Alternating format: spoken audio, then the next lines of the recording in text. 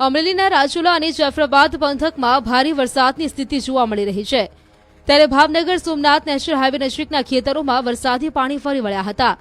ભારે વરસાદના પગલે ખેતરો જળબંબાકાર થતા પાણી આખરે સર્વિસ રોડ પર આવી ચડ્યું હતું. આ સ્થિતિના કારણે વાહન ચાલકોએ હાલાકી ભોગવવાનો વારો આવ્યો છે.